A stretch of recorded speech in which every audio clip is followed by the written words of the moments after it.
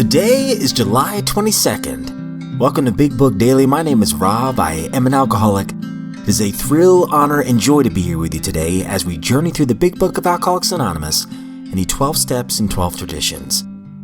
Today out of the Big Book, we are going to continue our journey through Bill's story by reading page 13. And out of the 12 and 12, we're going to continue step 3 by reading page 40. And of course, we will read today's daily reflections in 24 hours a day. I sit here as a blessed man grinning ear to ear. My kids literally, they've included me in their super secret spy club. So, that's awesome. And how grateful I am just to be sober today and be included in such a club. This is the good stuff. Speaking of the good stuff, let's go ahead and get to the good stuff of our literature today. All right, my friends. So if you recall from yesterday's reading, we are at a big turning point for Bill's story here, where he has had this epic encounter, a very spiritual encounter with his friend Ebby Thatcher, and he sees this miracle right in front of him. And Ebby doesn't preach to him, doesn't tell him he has to believe in his conception of God. He says, hey, why don't you choose your own conception of God? And it seems like Bill's never really been given that option before or that idea before. And now his gears are really turning here. It says here at the bottom of 12, at long last I saw, I felt, I believed. Scales of pride and prejudice fell from my eyes, and a new world came into view. That's a beautiful representation of sobriety right there. So we're going to read page 13 today. At the hospital, I was separated from alcohol for the last time. Treatment seemed wise, for I showed signs of delirium tremens. There, I humbly offered myself to God, as I then understood Him, to do with me as He would. I placed myself unreservedly under His care and direction. I admitted for the first time that of myself, I was nothing. That without Him, I was lost. I ruthlessly faced my sins and became willing to have my newfound friend take them away, root and branch. I have not had a drink since. My schoolmate visited me, and I fully acquainted him with my problems and deficiencies. We made a list of people I had hurt, or toward whom I felt resentment. I expressed my entire willingness to approach these individuals admitting my wrong. Never was I to be critical of them. I was to write all such matters to the utmost of my ability. I was to test my thinking by the new God consciousness within. Common sense would thus become uncommon sense. I was to sit quietly when in doubt, asking only for direction and strength to meet my problems as He would have me. Never was I to pray for myself except as my request bore on my usefulness to others. Then only might I expect to receive. But that would be in great measure.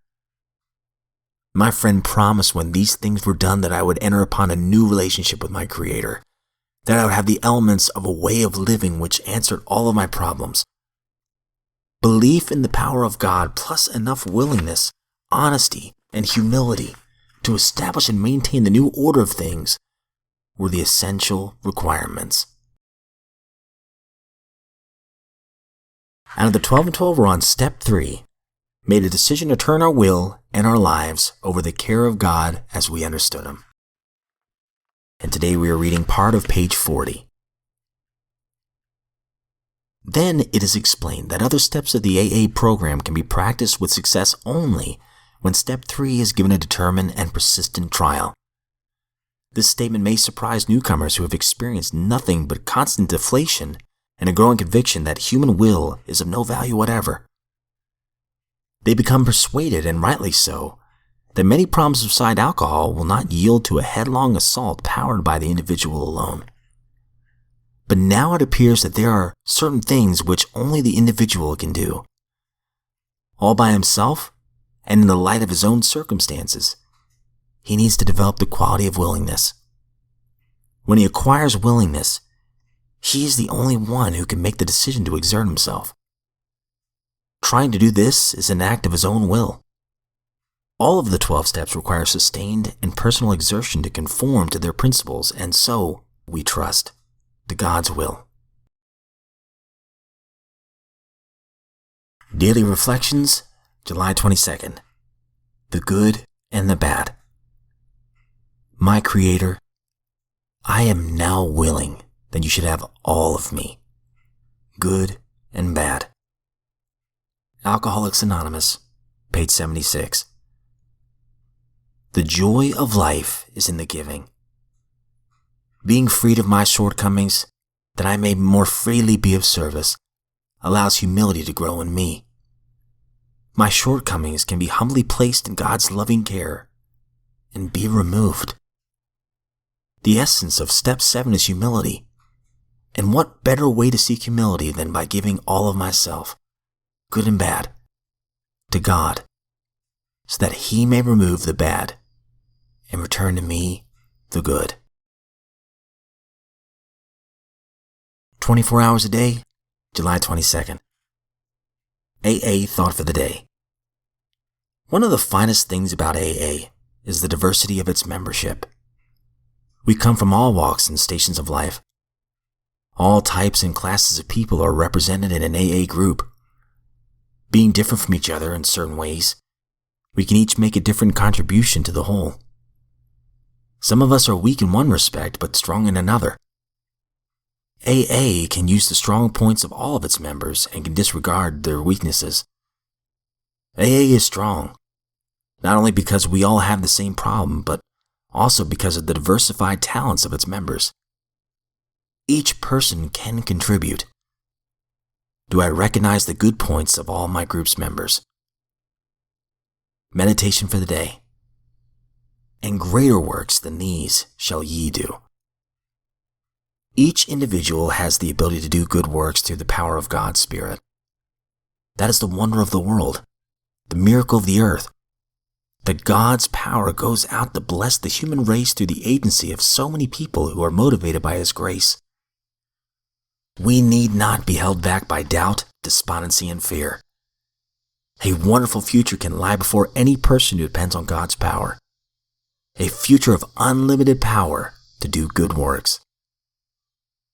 Prayer for the day. I pray that I may not limit myself by doubting.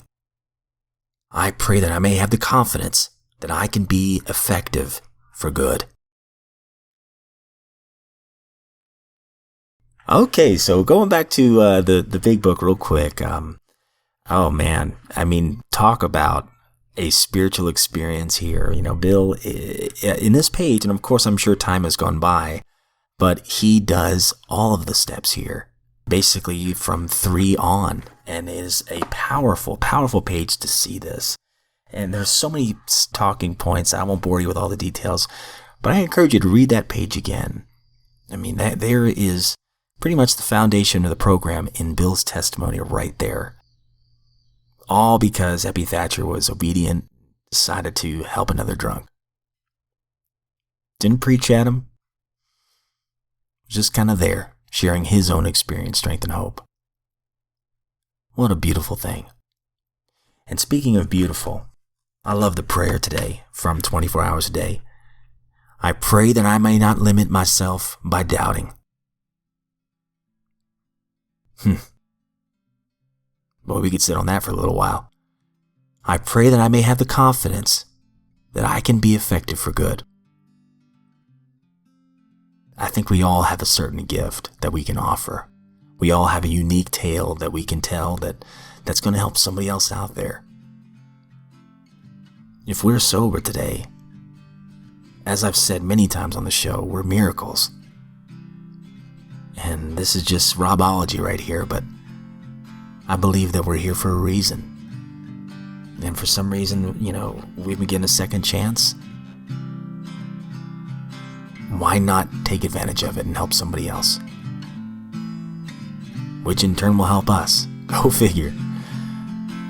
But that's all I've got for today. I think I've rambled enough. It's been a great day. As always, I don't speak on behalf of AA or NA or Al-Anon or any other sect or denomination. I am just a grateful, recovering alcoholic.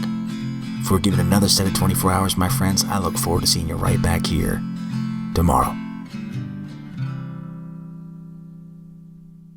We accidentally told Mom because that was the truth, actually. About what? About our codes. Oh, it's okay. But can I have a hug? Yes, you can. I love you. All right. Bear hug. Unhug. Bear hug. Unhug. Bear hug.